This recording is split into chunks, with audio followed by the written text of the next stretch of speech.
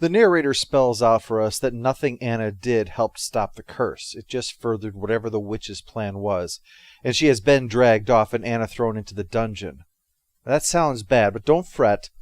It's even worse than that. But before that, Anna has another dream about being with her grandfather, this time about him getting sicker, and yet still warning her about the dangers out there if she were to ever even think about trying to go out of the house. Well, enough of that cheeriness. Let's get back to the dungeon. As she's lamenting the situation, the guy in the next cell calls to her by name and laments the witch, Winfrida, has brought her plans to fruition now. But one of the guards tells him to put a sock in it before I can get any more out of him. Gonna need to get in there somehow in order to find out who he is and what he might have to say that can help. But step one is going to be getting out of this cell, of course. Luckily, my friend Reynard has shown up to help. Yes, sir. Of all the people that I have helped around here, the one who comes to help me when I'm in trouble is the fox I gave a piece of fruit to. I guess Hansel's father gave enough of a shit to drink about his son's disappearance, but not enough to actually help the person who saved him from being devoured. Anna tries to get the guard to leave his post outside of her cell so that she can try stuff to escape, but he'd rather just piss and moan about the bad working conditions and how impotent his union is. No, really, he does. That's the chink in his armor, actually. Reynard gets rid of him by faking an announcement of a union meeting in order to discuss their grievances, so he leaves. And let that be a lesson, evil overlords. Even a token union is a threat to your plans. You need to crush their hopes and dreams so that they will crush the hopes and dreams of your enemies. Using a bed spring and bending it with her mind, Anna escapes, but the next cell is guarded, and this guy isn't leaving so easily. He's also got a bug because his clothes don't fit and he's freezing. Aw, that's too bad. Nothing I have more sympathy for than a guard in service to evil, except, of course, for everyone else in existence. Alright, we need a way out of this place. Something tells me this is not a normal dungeon. The lake of lava in the next room makes that clear. I thought the trolls might just be an equal opportunity employer kind of thing, but no, this does not look normal. Normal really doesn't apply when you put a family of bears in gibbets and hang them over lava. That's not just evil, it's just weird. Well, alright, let's try the direct approach to our escape. I'm just wondering, since I am actually innocent, you see, can I maybe leave now, please? Oh, is that so? Well then, I assume you have Form 38B indicating reasons for your acquittal, along with confirmation from head office, yes? So says the leader. Getting help from head office won't be easy, especially when we finally learn who's running the place. The devil, he's the head office. The devil. And he isn't particularly fond of unannounced visitors. The actual devil. Old Scratch himself, Lord of the Flies, Father of Lies, and other things that rhyme with eyes. I have to admit, I knew outsourcing was on the rise, but I didn't think they needed to start contracting prison guarding out to hell.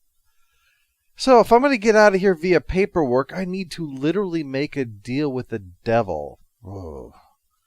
Still, Satan being in charge would explain the pathetic union thing. If there's one thing that I can picture someone who rallied all of his co-workers against their boss and they ended up getting promptly sacked, it's passing that same feeling on to his own underlings once he's in charge.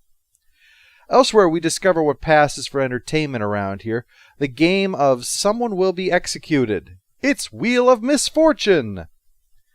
This guy's a gardener, sent here for the crime of overhearing something that Winfrida didn't want him to hear.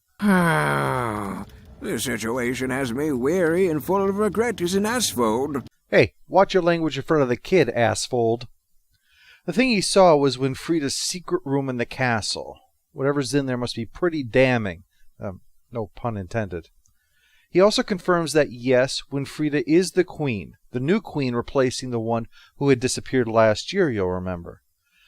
But he confirms what we had already seen, that she isn't what she appears to be. In one moment she can appear like a rather young woman, and the next as an old hag. We're going to have to think about this.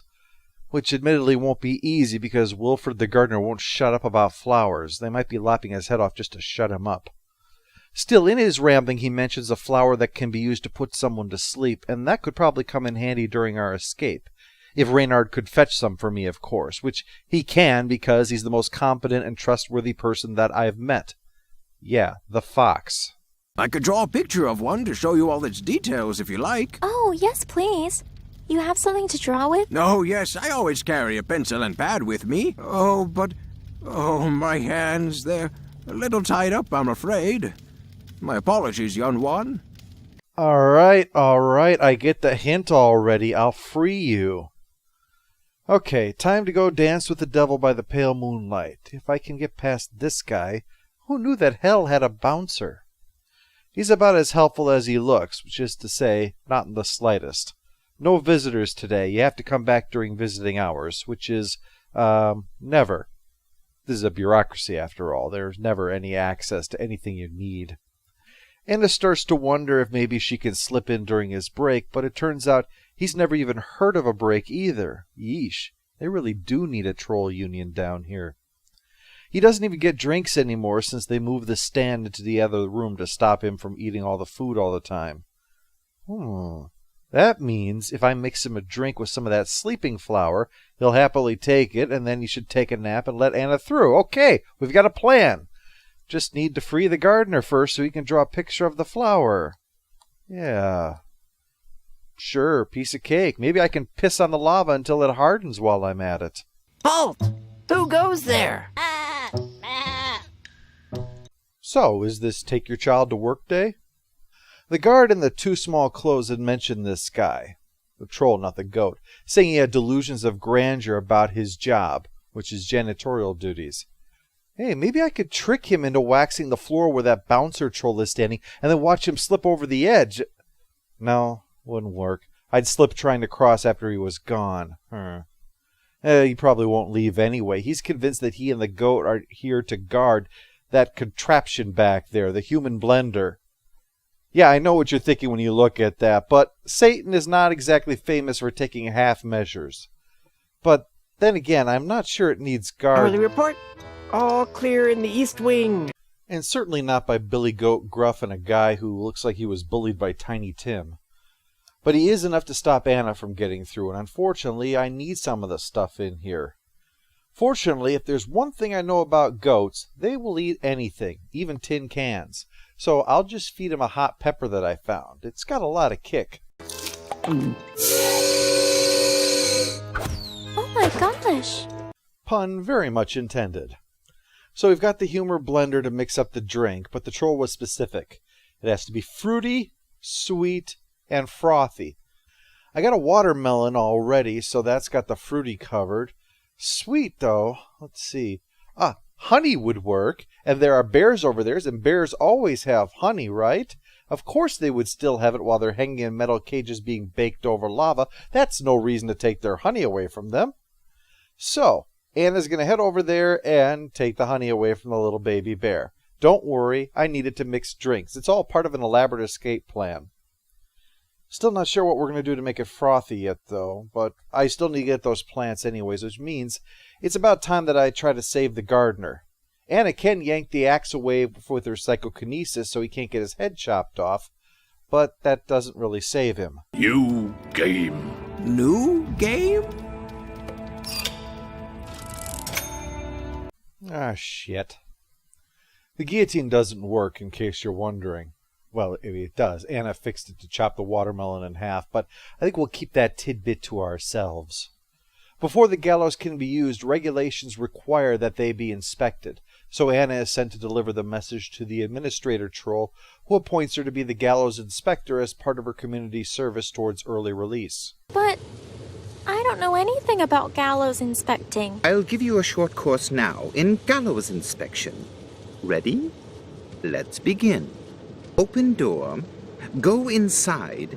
Check if trapdoor opens properly. Done. If that's how you handle literal life and death, I'd hate to see how health inspections are handled around here. Oh, it must be safe. The cockroaches seem fine. While inspecting the gallows, she finds a bearded madman down there. No, not the one from up on the mountain. That'd be silly. It's a completely different bearded madman. After giving him some water, he offers to help by holding the trap door closed so that the hanging will fail.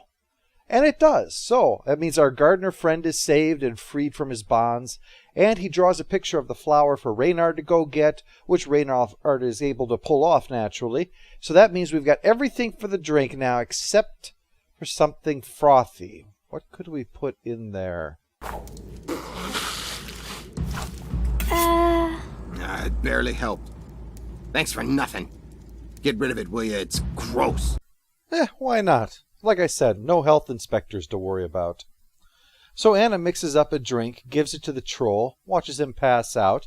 I'm not sure if it was from the flowers or from drinking someone's snot, but whatever. That means that she is now free to go and meet the devil face to face. Suddenly this plan sounds like a bad idea. Anna explains to the devil, who appears as an older businessman, that she's innocent and doesn't belong here, and he's willing to hear her out. But she offers 3 reasons why, and he shoots them all down. Now I've been arrested for trying to save my grandpa. But Anna, every time you try to do good, bad things seem to happen. But how can I save Grandpa if I keep making things worse? All I've ever done is try and help people. I didn't do anything wrong. Oh, is that so? I wonder. Kidnapping dragons, stealing from shopkeepers, imprisoning elderly women. Oh, well, no, I didn't kidnap him. I don't think. And those were witches, too, doing evil, wicked things. That's a rather lawless attitude, wouldn't you say? Who are you to decide such things? And you get the idea. Anna's left with a bit of uncertainty, especially the part about bad things happening whenever she tries to do good. And now the devil demands that she perform 2 tasks for him: to know something secret about him and to tell him what his favorite meal is, which is a secret, but that doesn't count. She's unsure where to even start with these, but that's when she spots a letter to Satan ordering the transfer of that guard, the one who went off to the union meeting, to now become assistant to the janitor. That would be the guy who was kicked by the goat. She's upset, and more so when she shows this to the gardener, and he forges the name of the guard in the 2 small clothes, who was griping about once getting stuck with that horrible job. But it would finally let Anna talk to that prisoner that he's been trying to stop her from talking to this whole round, so grudgingly she goes through with it, lamenting it as another example of her trying to do good but something bad happening to someone else as a result. And this is fairly heavy shit to dump on a girl whose normal daily challenge is shucking corn and trying to remember which pink dress to wear today. Well, inside the cell is none other than the wizard, locked up by Winfrieda to ensure that he doesn't meddle with her plans. He's got a lot to say, but the upshot of it all is that the old queen, Jannica, Winfrieda's sister, could undo the curse. Otherwise, Winfrieda herself must die in order to lift it. We also learned that Winfrieda is responsible for Queen Jannica's disappearance, although we really could have guessed that ourselves. I mean, there's only been one other villain this whole time, and it's the devil, and he seems kind of a hands-off sort of villain, if you know what I mean. He also says that Grandpa used to be well known for his special gift, not just for moving things with his mind, but also seeing into the hearts of others. This naturally made people a little uneasy. That's why he fled and settled on the farm, and is a bit paranoid about the outside world. People leave him alone because he's minding his own business these days, but, well, sometimes people are dicks, too. He also has help with one riddle. The wizard does, not Grandpa. He's still out cold. The devil was once spied while eating, and during that, his true form was witnessed. So, if Anna can get him to eat and then look at him, she'll know the devil's true self in order to answer that part.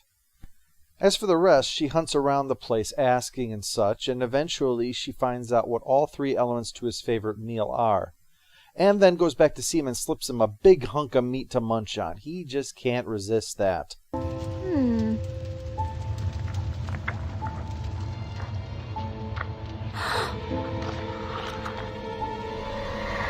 Thanks to Futurama, I keep expecting him to start singing and dancing. So she's uncovered his secret and knows all the parts of the special meal, so that's sorted.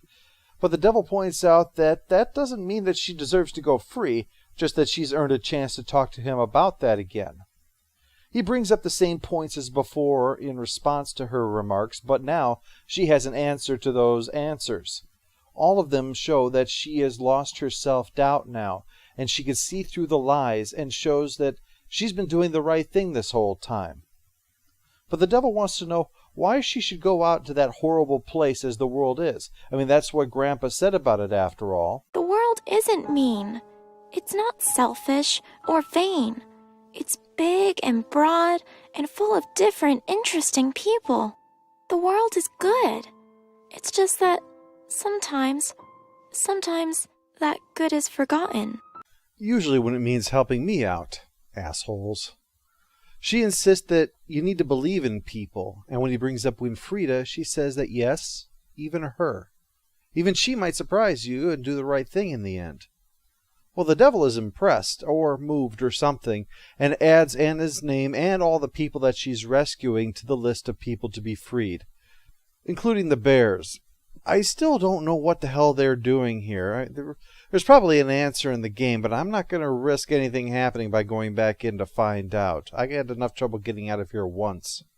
The group departs off-screen and quickly goes their separate ways, save for one person who is willing to aid me in my quest. Which one was it? Oh, there are so many to be grateful to me for practically single-handedly freeing them from the dungeon, plus even saving some of their lives and ending their torture. Well, the answer is none of them. The only one who comes to help is Reynard, the one who already has helped me, and I didn't need to help at all in the dungeon. That's where you learn who your true friends are. Give him one peach, and he's a loyal comrade forever. But save someone from decapitation and get them a pardon, and they might go all the way to the end of the drawbridge before telling you to saw it off and leave. Anna's come to the castle because the only way to peacefully resolve the curse is to find Queen Yannicka, and since this was the last place she was seen, it's the best place to start the investigation. Of course, the guards won't let her in, but she does find a break in the wall. Not enough for her to actually climb over, but enough to see what's going on in there. Enough to see that the king is gibbering like an idiot and pointing excitedly at nothing. Let's hope that's Winfrieda's magic in work, and not that he was always a loon. Eventually we figure out that he's counting the fruit, so Anna uses her TK to knock one off the tree, and as expected, the king summons one of the guards to get to the bottom of this catastrophe. The guard assures him that sometimes fruit ripens and that gravity does, in fact, exist.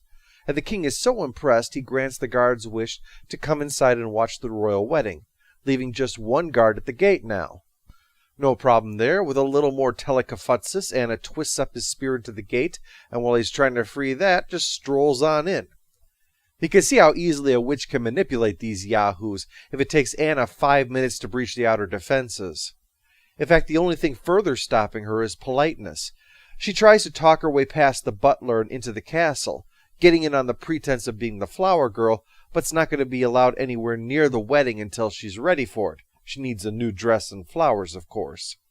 We'll have to start looking around for that. It's an adventure game. People leave stuff around all the time for you to just make off with. A search around reveals Winfrieda trying to make people forget all about Yannicka, including removing all the old pictures around the place. Clues aren't going to be easy to find. One thing we do find is a thinly disguised Cinderella who calls herself Cindy and is stuck making dresses for the wedding. With all this work to do, she can't make one for Anna, though. Not that she wants to be making dresses anyway. She really wants to join the military, but she was laughed out of there because she's a girl. But Anna encourages her to ignore anyone who laughs and do it anyway, so Cindy plans to do just that. Ignore anyone who insists on women's stuff and men's stuff and all that. After she finishes making cute little dresses, of course.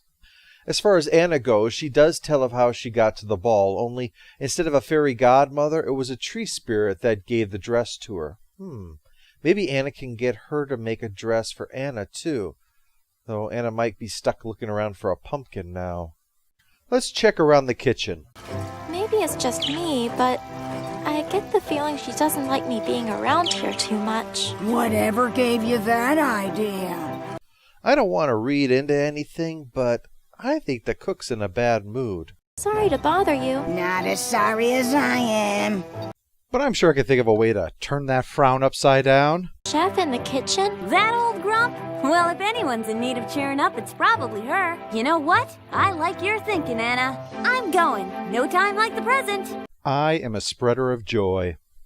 Long story short, the jester drops her juggling balls and has to replace them with tomatoes, and thanks to the cook's general surliness, decides this is not the audience she needs, and heads to the room of the bitchy princess, where said princess gets hit in the face with one of said tomatoes. Thanks to her running after the jester in a rage, though, I get the one glass slipper that she was trying to put on in a desperate attempt to catch the eye of the swan prince that had fallen for Cindy at the ball. I mean, he's obviously going to fall for that. They're so much alike. They're human. Speaking of the swan prince, he shows up on what is very obviously not a real swan. I mean, all it needs is "not real swan" painted on the side of it. But he still insists this is the genuine article. He has the other glass slipper, excitedly hoping that he can find the one it belongs to, and so at first assumes that that's Anna. She's got that other one, but she puts him straight very quickly. We're going to need that other slipper for the ball, but it's all right to take it from him. It turns out that he's not actually in love with Cindy so much as hoping to marry into a wealthy family, so his heart won't break if we interfere. Except possibly since he loves gold so much. Anna asks to see some of his master swordsmanship work in action and narrates a fake fight for him to show how he would best his opponent. But you've won already. You got him. Well, then I must do this. Nothing demonstrates victory like beheading a bystander. I'm really surprised they don't have that at the end of the Super Bowl. He runs off, leaving the glass slipper behind, so that problem's sorted out. While scoping the place out, I found the room the gardener had been talking about, a locked room that she's keeping away from everybody else. So, like him, I get a ladder and opt for the window. Sure enough, Winfrieda's in there up to no good, trying to make sure that there's nothing wrong with her face before the wedding. I mean, that's typical of brides, but in her case it's especially important. Other brides don't have to worry about transforming into a hag in front of a packed room. But hey, we found Ben. He's chained up inside. The cage is clearly not enough for him, I guess. Nothing is more dangerous than a cornered stuffed animal, after all. Anna would like to help him out, but there's an owl there that's hooting at her, getting Winfrieda's attention. We're going to need to come up with a plan on how to deal with that. I mean, in a way that's not going to get Winfrieda's attention. If they kill it or take it away, she'll know that something is going on, probably assume that it's Anna, and do her best to get Anna shoved back in the dungeon again. On the way, Anna stops to ask for a dress from that tree spirit, which she gives her, but it's a little too big. It needs adjusting if she's going to wear that. But not to worry, there's an answer if you just think about it for a minute. We take this brooch that looks like a gold coin off the dress, get a coupon for a magic thimble from the princess's room in her pile of fashion magazines, retrain the messenger pigeon so that it can make deliveries again, attach the coupon and payment to the messenger pigeon, send out the messenger pigeon and wait for the magic thimble to be delivered by messenger pigeon once again, give the thimble to Cindy so she can adjust the gown to fit Anna in a couple of minutes, and boom! If only everything could be solved so simply. So Anna has everything but the flowers in order to get to the wedding, but right now what matters is getting in to help Ben in tracking down the real queen, and both those mean getting into that secret room. So Anna swipes the cook's pet bird, it's not like it's lifting her spirits any, and colors it gray to match the owl, then swaps the two, hoping Winfrieda will be too distracted to look too closely and notice that really looks nothing like an owl. The cage is a keypad and lock. Sometimes this place is Skyrim and sometimes it's Raccoon City. So Anna will need to watch Winfrieda enter the code in order to free Ben. To do that, she plans to cut a hole in the painting over there and peer through the eye hole while it's done, like in all the old horror movies or in Scooby-Doo. The painting is of a little boy, Yannika's son. Remember all those pictures out there were rounded up? Well, this is where they wound up. And it turns out that's actually Ben before he turned into a teddy bear. Wherever she is, Yannika is putting a protection spell around Ben in order to keep him safe, although it doesn't seem to be working that great given that he's chained up in a cage. A quick scout around the room also reveals that in the corner of the mirror is part of a picture, which looks like a younger version of the sorceress form that Winfrieda appears in as a disguise. And that fits into the missing bit of the picture that I found back at the tower, which suggests that Winfrieda is Yannika's sister. Oh, we have to. Dun dun dun! On the back of the picture is the message, "You also hear the other part." Maybe a key phrase. We're going to have to remember that for later, probably. The plans around the room reveal the machine used on Anna, plans for the dungeon, Wunderhorn and the castle, and an image of a woman locked inside a crystal. But no time for any more digging around when Frida's back, and entering the code to question Ben some more. Boy, we're going to have to bust him out soon before she starts torturing him by suction cupping him to the car window. The only thing that Ben can remember is that his mother is trapped in glass, which is useless to win Frida since she's the one who trapped her. It's kind of like shouting, "My God, someone warned President Kennedy not to go to Dallas!" It's not terribly helpful right now. In any case, we can now free Ben, but given this info about his mom that he just figured out, he thinks maybe it would be better if he stayed locked up so that when Frida doesn't suspect anything while Anna is looking for a way to rescue Queen Yannicka. Anna realizes that the place where she's trapped is probably Glass Mountain. I mean, what are the odds of two completely different huge glass places that are completely unrelated to each other being around here? I mean, she needs a rose from a glass mountain, and she has Queen Yannicka locked up in some kind of glass place. Odds are those things are connected. Well, the problem is, though, how do we get to Glass Mountain? Anna asks Reynard to run and fetch the red dragon, because that could fly her up there, and he's the only one fast enough to get there in time. And sure enough, both of them deliver. That means that there's just one more obstacle, and it's... Ah! You! Go away, go away, go away, go away! Crazy old mountain man.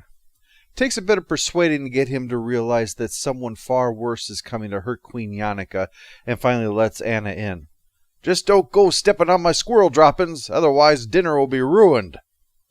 Sure enough, Yannicka's encased in glass inside, trapped and motionless.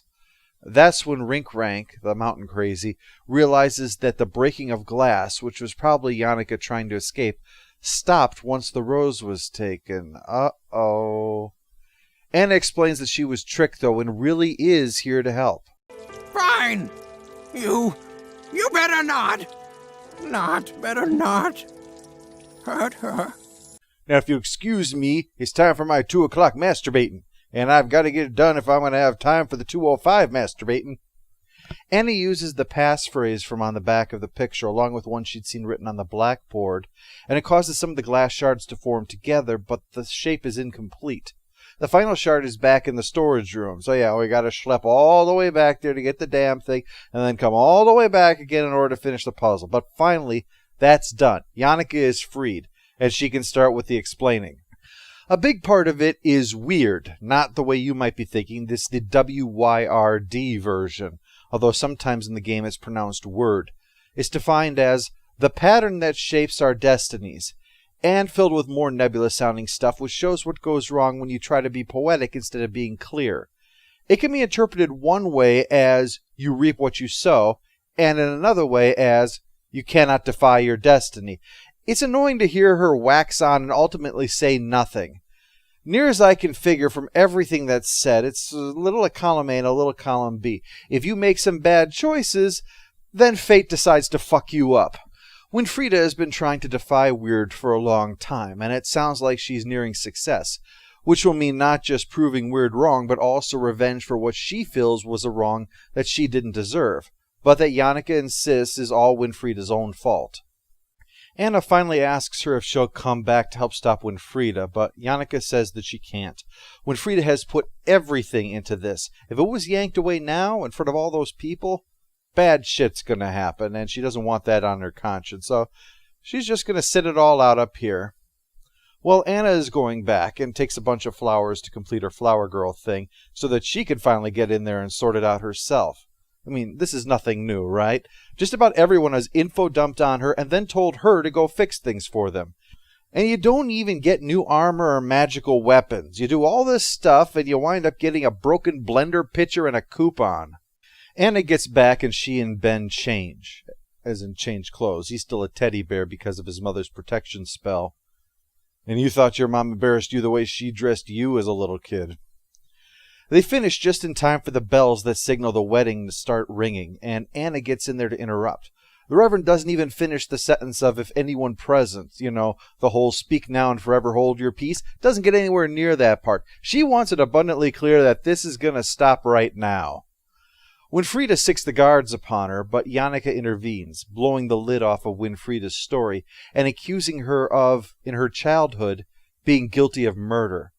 That last bit so pisses off Winfrieda, she changes back with the force to collapse that part of the castle. And it takes Anna's power to stop them from being crushed while everyone else runs away, because what else do you expect these people to do? Actually help? No. Destiny totally says I'm supposed to amscray. Yeah, sorry, you can't fight Destiny.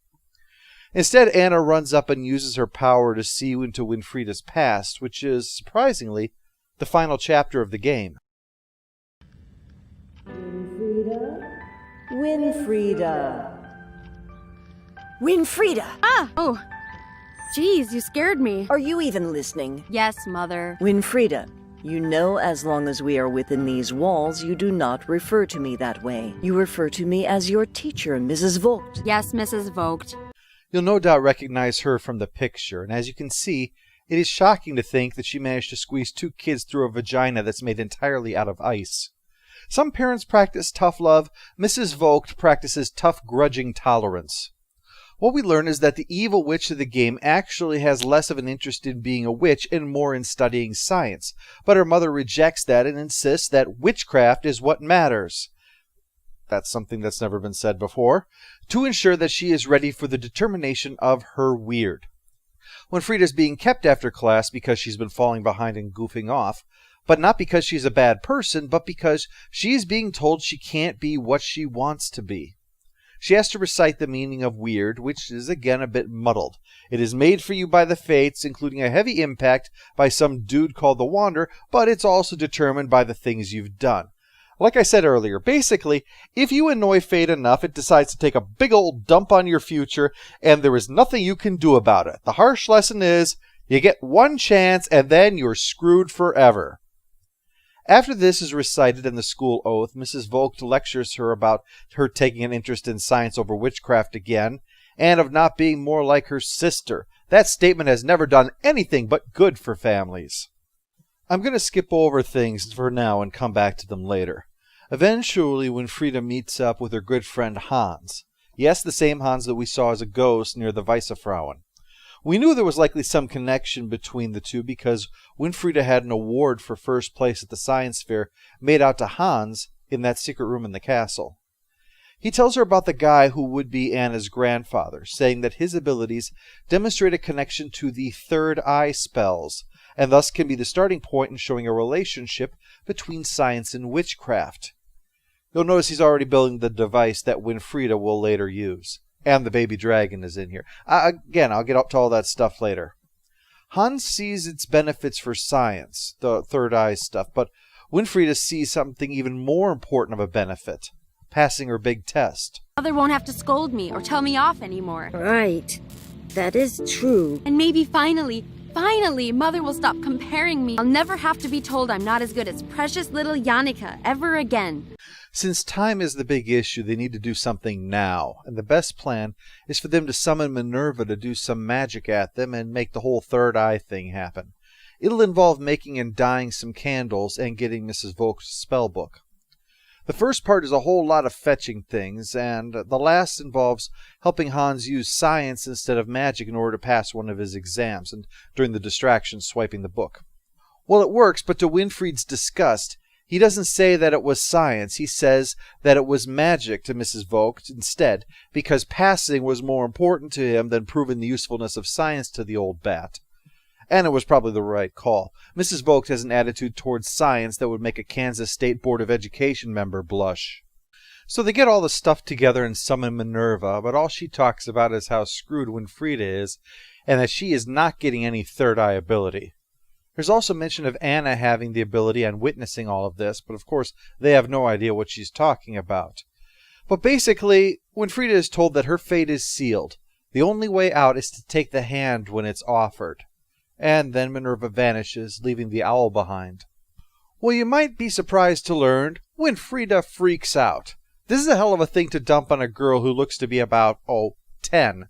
And she decides the only thing to do is to go get the amber orb somehow.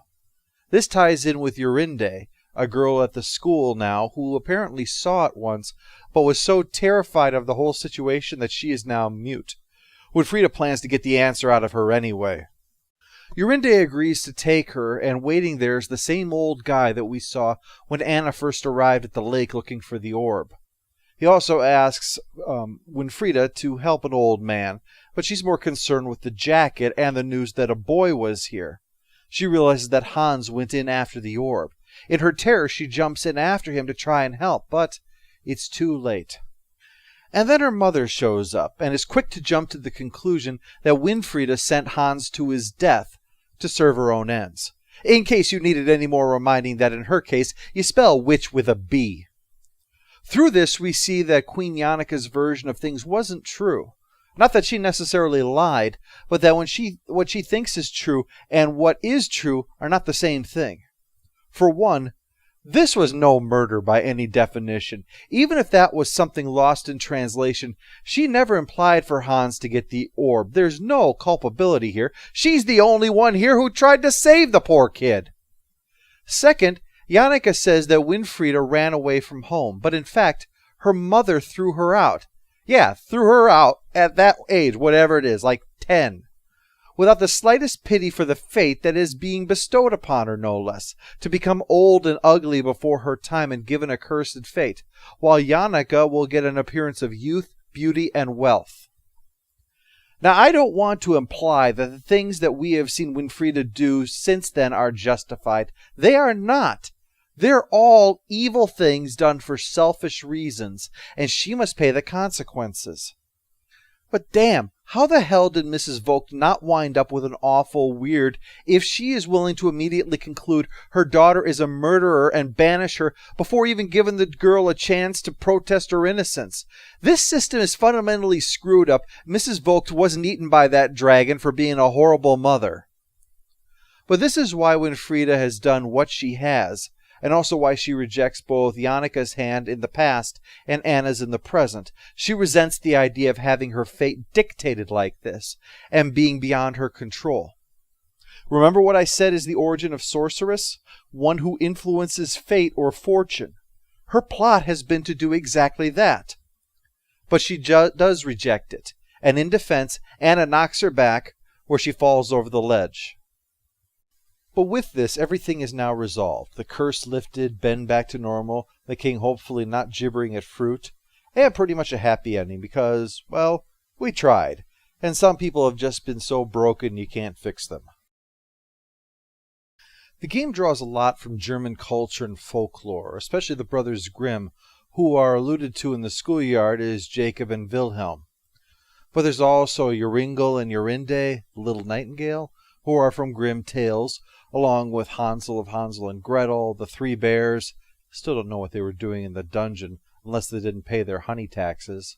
Cinderella, and so on. Plus the Swan Prince of Wagner, the Weissefrauen of folklore, and lots more stuff. This certainly lends itself to the fairy tale aspect of many of it, but one of the greater storytelling strengths is how well it weaves everything together and lets us fill in the blanks. For instance, at the school is Jorinde and Joringel, with Winfrieda actually hooking the two up.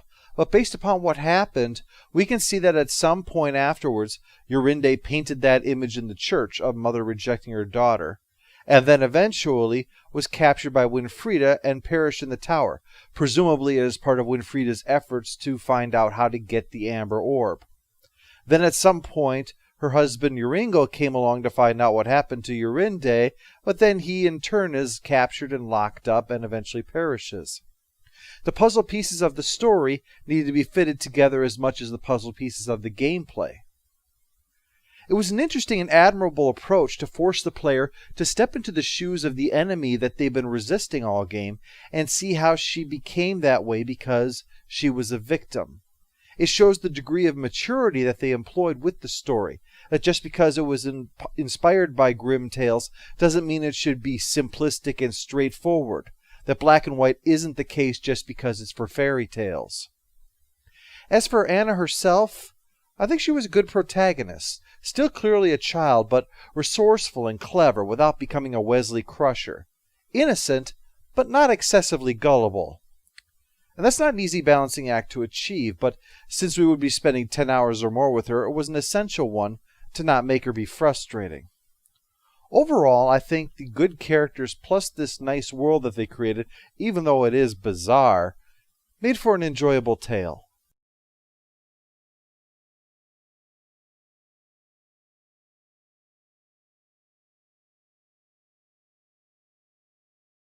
All hail the Overlord! All hail the Overlord!